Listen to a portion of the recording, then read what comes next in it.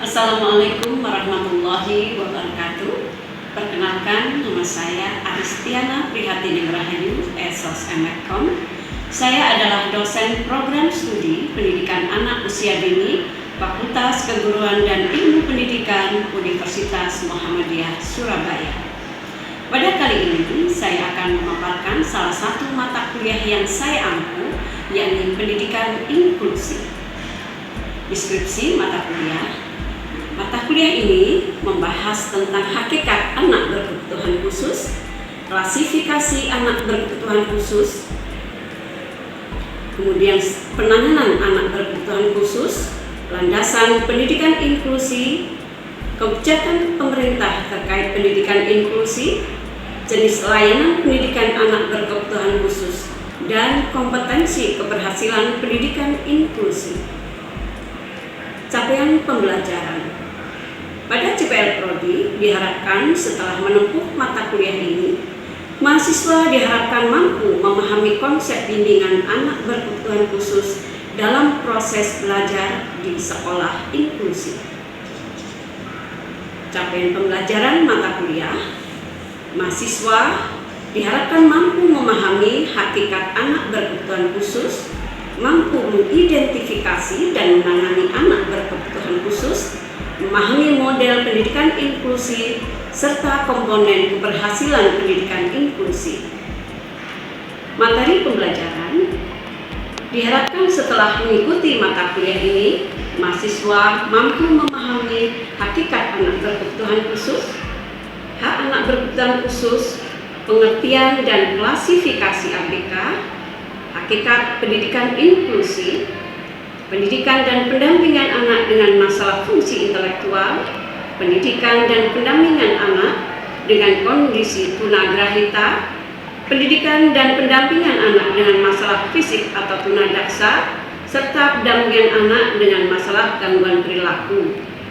Selain itu, juga pendampingan anak dengan masalah tunanetra, kemudian ada materi model pendidikan inklusi, fleksibilitas kurikulum atau bahan ajar, kompetensi tenaga pendidik, input peserta didik, lingkungan penyelenggaraan sekolah inklusif, sarana prasarana, dan evaluasi pembelajaran. Pada mata kuliah ini menggunakan model pembelajaran student-centered learning dan problem-based learning. Metode pembelajaran yang digunakan menggunakan ceramah serta diskusi. Pada mata kuliah pendidikan inklusi, penilaian diambil melalui tugas sebanyak 30%, kemudian ujian tengah semester 20%, aktivitas atau partisipasi mahasiswa sebesar 20%, kemudian ujian akhir semester sebesar 30%. Sedangkan daftar pustaka yang digunakan dalam mata kuliah ini yakni buku modifikasi perilaku alternatif penanganan anak berkebutuhan khusus dengan pengarang Edi Purwanta, kemudian buku pendidikan inklusif konsep dan aplikasi karangan dari Muhammad Takdir Ilahi. Berikutnya adalah anak berkebutuhan khusus profil asesmen dan pelayanan pendidikan dengan pengarang Marini Jamaris. Kemudian buku Anak Berkesulitan Belajar karya Mulyono Abdurrahman, serta beberapa buku-buku lainnya, serta jurnal penelitian. Demikian paparan tentang mata kuliah pendidikan inklusi. Berikutnya akan kami tampilkan salah satu proses pembelajaran yang kami lakukan dalam mata kuliah pendidikan inklusi. Assalamualaikum warahmatullahi wabarakatuh. Waalaikumsalam warahmatullahi wabarakatuh. Ya, alhamdulillah sore hari ini kita bertemu kembali teman-teman dalam mata kuliah pendidikan inklusi. Ibu harapkan semuanya dalam kondisi sehat ya. Semua dalam kondisi sehat? Alhamdulillah ya, sehat. Oke. Sehat Bu. Baik, sehat semua. Alhamdulillah, semoga senantiasa itu yang ada pada diri kita. Kita senantiasa dinaungi kesehatan ya, teman-teman. Baik, untuk kali ini kita akan membahas tentang hakikat pendidikan anak berkebutuhan khusus. Ya, langsung saja Ibu akan share screen materi yang akan kita diskusikan pada sore hari ini.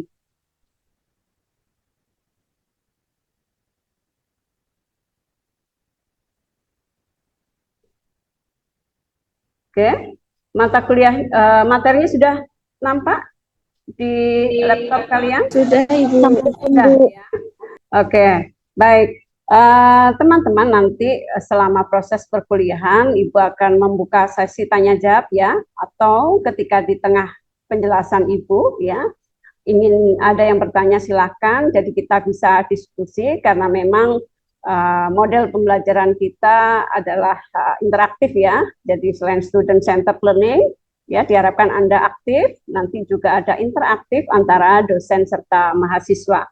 Baik, teman-teman, ketika kita mempelajari pendidikan inklusi, sesungguhnya teman-teman juga harus tahu apakah hakikat anak berkebutuhan khusus seperti itu ya. Jadi apa sih anak berkebutuhan khusus? Tidak banyak orang yang tahu bahwa anak berkebutuhan khusus itu adalah anak yang mengalami keterbatasan atau keluar biasaan. Jadi tidak hanya sesuatu yang terbatas, tapi sesuatu yang luar biasa. Jadi kalau kata luar biasa itu berarti di atas rata-rata ya, seperti itu. Jadi anak yang mengalami keterbatasan atau keluar biasaan baik fisik, mental, intelektual, sosial maupun emosional yang berpengaruh secara signifikan. Ya, signifikan itu penting ya dalam proses pertumbuhan dan perkembangannya dibanding anak-anak lain seusianya. Jadi teman-teman, karena berkebutuhan khusus, jadi anak-anak ini berbeda dengan anak-anak lainnya seperti itu. Jadi bisa satu kondisi yang terbatas ya, kurang ya, atau sesuatu yang lebih di atas rata-rata anak yang umumnya seperti itu. Nah, anak-anak berkebutuhan khusus memiliki kondisi ya yang permanen. Jadi kebutuhan khususnya itu ada yang permanen, ada yang sementara. Nah, sehingga mereka membutuhkan layanan pendidikan yang lebih intens ya. Kemudian kenapa mereka mengalami kelainan ya pada beberapa anak berkebutuhan khusus? Jadi ada kelainan bawaan dari lahir atau karena beberapa hal yang menyebabkan mereka berkebutuhan khusus. Apa misalnya selain bawaan lahir ya, ada masalah tekanan ekonomi, politik, sosial, emosi, dan perilaku yang menyimpang seperti itu. Nah, jadi pada tahap ini saya harapkan teman-teman paham, jadi anak berkebutuhan khusus memang memiliki kondisi khusus yang memang membutuhkan pelayanan pendidikan khusus. Kalau lihat di gambar, coba bisa teman-teman amati dari gambar ini, ya. Ada anak yang Down syndrome, ya, seperti itu. Juga anak yang mengalami tunanetra, ya, seperti itu. Ini adalah contoh-contoh kondisi anak yang berkebutuhan khusus.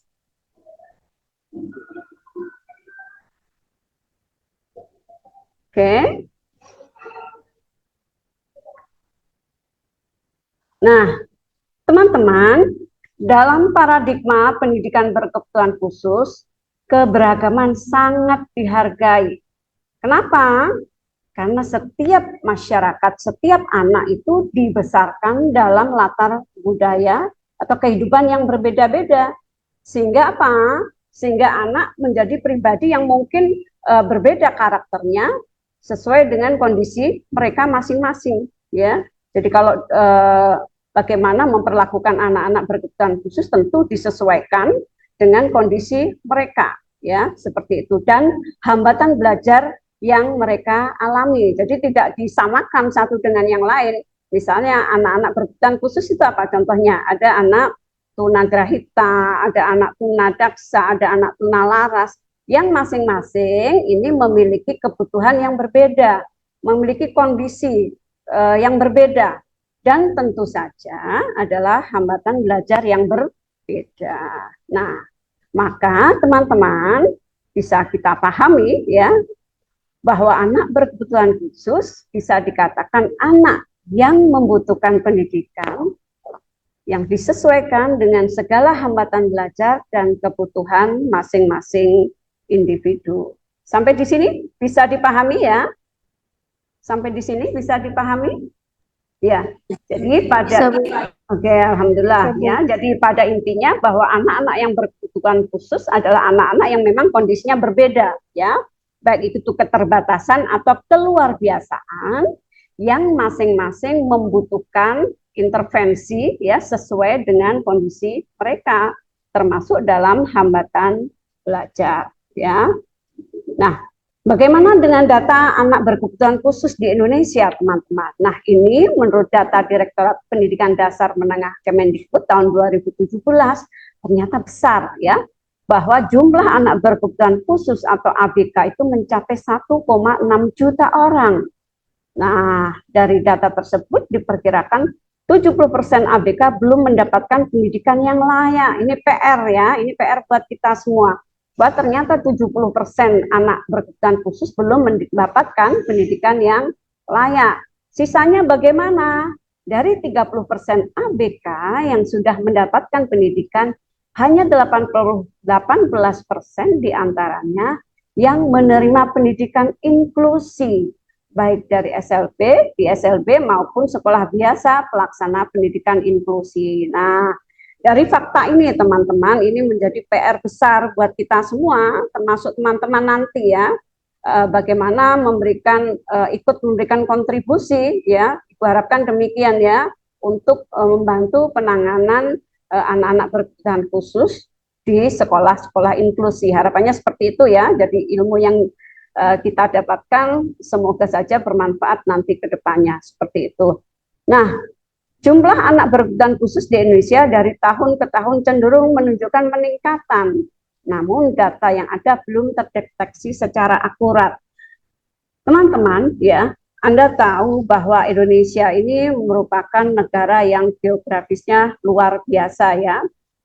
Negara yang terdiri banyak kepulauan yang dipisahkan oleh lautan, gunung, lembah, ngarai, dan saya kira ya tentu kita akan sepakat bahwa di daerah-daerah terpencil sangat dimungkinkan juga ada anak-anak yang berkebutuhan khusus ya, anak-anak yang berkebutuhan khusus tetapi belum terdata ya. Karena apa? Banyak faktor. Karena kita tahu bahwa sarpras di berbagai daerah ya mungkin antar provinsi itu berbeda. Mungkin di Jawa dengan di Kalimantan atau di Papua itu berbeda. Bisa jadi di pelosok Papua itu banyak anak-anak berkebutuhan khusus juga, namun belum terdata dan belum mendapatkan layanan pendidikan inklusi. Nah, ini catatan ya, ini PR besar buat pemerintah dan juga semoga kita bisa memberikan kontribusi nanti di dalamnya sebagai bagian dari solusi yang ada di masyarakat.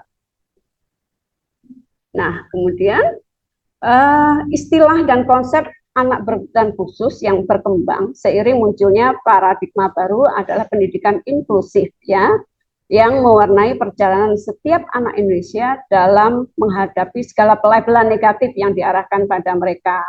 Nah, ini PR juga ya, bahwa masyarakat kita tidak semua ya mampu menerima kondisi anak berkebutuhan khusus dengan baik ya. Jadi masih ada yang memberikan label-label kurang baik pada anak-anak berkebutuhan khusus ya. Jadi saya harapkan nanti setelah Anda mendapatkan mata kuliah pendidikan inklusi ya, kalau ada yang masih memberikan stigma negatif pada anak-anak berkebutuhan khusus ya itu harus segera dihilangkan ya, seperti itu. Jadi setiap anak itu memiliki posisi, memiliki kedudukan yang sama, termasuk anak-anak berkebutuhan khusus.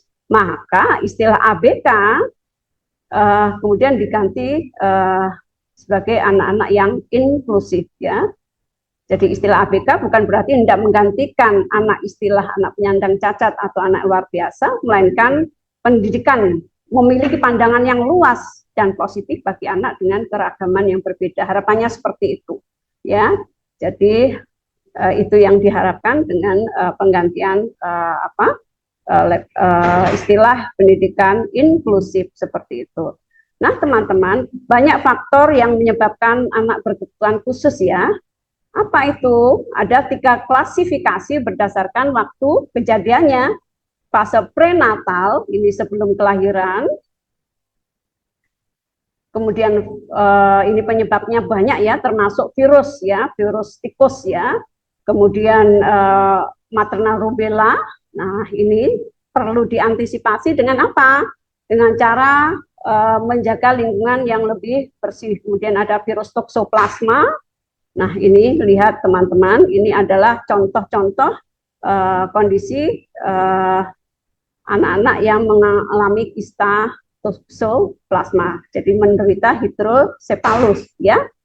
Kemudian berikutnya adalah ini fase natal. Jadi saat kelahiran ya, saat kelahiran ini juga bisa menyebabkan anak mengalami ketunaan ya, mengalami gangguan ketunaan.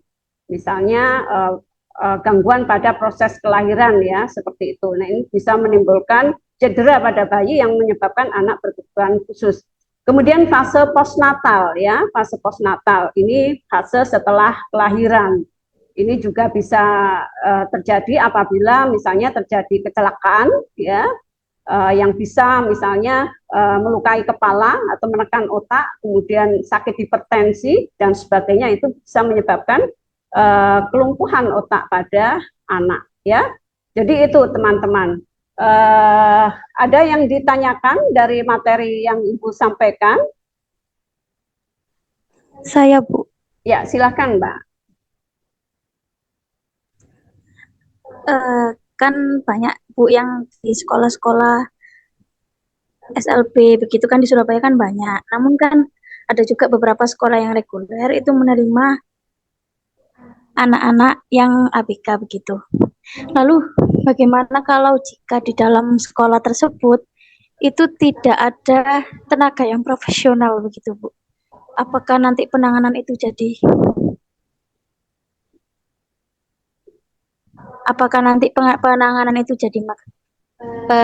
membuat maksimal, atau kalau misal apakah cukup kalau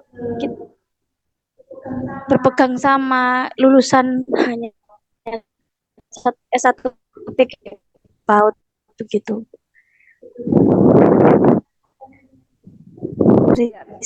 Terima kasih Mbak Avita. Jadi teman-teman, dalam pendidikan, model-model pendidikan anak berkebutuhan khusus itu ada bermacam-macam ya. Salah satunya di SLB, kemudian ada di pendidikan inklusi. Jadi pendidikan inklusi itu adalah sekolah ya, sekolah reguler yang di dalamnya menerima anak-anak yang berkebutuhan khusus. Ini izin Ibu stop share screen ya. Oke. Oke. Nah, agar Ibu bisa melihat kalian semua. Jadi kalau SLB, sekolah luar biasa, memang di dalamnya adalah anak-anak yang berkebutuhan khusus semua. Tapi kalau di sekolah inklusi itu bercampur ya. Jadi anak-anak yang kondisinya normal ya, dengan anak-anak dengan kondisi khusus ya. Jadi ada beberapa sekolah yang memang dinobatkan ya, diberikan amanah untuk menjadi sekolah inklusi. Nah, sebelum menjadi sekolah inklusi, tentu pemerintah harus menyiapkan SDM di dalamnya, termasuk sarana prasarana. Nah, di dalamnya itu apa saja, termasuk gurunya, sarprasnya juga seperti itu, agar tidak ada masalah ketika ada anak yang berkebutuhan khusus masuk di dalam sekolah inklusi, sehingga penanganan yang diberikan pada anak-anak ini tepat sesuai kondisi anak. Di awal kita diskusikan bahwa anak-anak yang berkebutuhan khusus ini adalah memiliki hambatan belajar yang berbeda ya, sehingga guru yang menangani juga harus memiliki kompetensi. Bagaimana kalau guru yang menangani tidak memiliki kompetensi? Nah, itu juga akan menjadi problem ya, khawatirnya akan memberikan misalnya ada masalah ya dalam penanganan tumbuh kembang anak itu. Kalau tidak sesuai dengan permasalahan yang dihadapi anak, malah menjadi tambahan masalah seperti itu ya. Terus kemudian dalam sekolah inklusi itu teman-teman, ada hal yang penting yang kemudian menjadikan garis besar bahwa dalam sekolah inklusi itu tidak boleh ada diskriminasi ya. Selain kompetensi, orang-orang yang terlibat dalam pembelajaran, dalam pelayanan sekolah inklusi itu harus paham bahwa sekolah-sekolah inklusi itu tidak boleh ada diskriminasi, bagaimana memperlakukan anak-anak yang kondisinya normal ya dengan anak-anak berkebutuhan khusus ya. Pembedaan tidak ini ya bukan masalah dalam kebutuhan pembelajaran, tapi misalnya diskriminasi hal-hal yang tidak baik ya seperti itu. Misalnya pilih kasih atau kemudian perlakuan yang berbeda yang itu tidak dibenarkan seperti itu. Begitu ya teman-teman. Jadi Ibu harapkan semuanya bisa memahami ya bahwa sesungguhnya pendidikan inklusi itu diperlukan untuk membangun kesetaraan ya, memberikan hak-hak semua anak ya, baik itu yang anak-anak yang dalam kondisi normal maupun anak-anak berkebutuhan khusus ya, seperti itu. Sehingga ada kesamaan. Sehingga dalam jangka panjangnya apa? Sekolah inklusi itu diharapkan bisa membangun masyarakat yang inklusif, masyarakat yang terbuka, yang menerima perbedaan. Jadi tidak ada lagi membedakan misalnya, oh ini anak yang berkebutuhan khusus, oh karena tunadaksa, tunagrahita dan sebagainya. Oh ini anak yang kondisinya normal atau kondisinya sama dengan yang lain. Tidak. Jadi harus ada kesamaan persepsi bahwa semua manusia memiliki hak dan kewajiban yang sama, termasuk anak-anak ya, mereka juga memiliki hak untuk mendapatkan layanan pendidikan yang sebaik-baiknya. Maka itulah kenapa pendidikan inklusi itu diperlukan ya. Itu sebagai juga bagian edukasi pada masyarakat. Baik teman-teman, saya kira untuk perkuliahan sore hari ini Ibu cukupkan. Saya harapkan teman-teman bisa memahami bahwa dalam perkuliahan ini Anda diharapkan menjadi bagian solusi dari masyarakat, bagaimana nantinya bisa ikut menjadi solusi, menjadi bagian untuk mewujudkan masyarakat yang inklusif, masyarakat yang terbuka, yang menerima semua perbedaan seperti itu. Baik, terima kasih teman-teman untuk kehadirannya pada perkuliahan secara daring ini.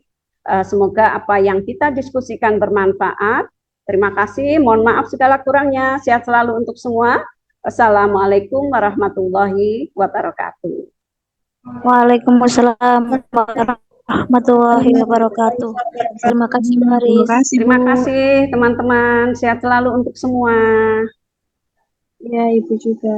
Sehat selalu, Bu. Demikian video pembelajaran mata kuliah pendidikan inklusi.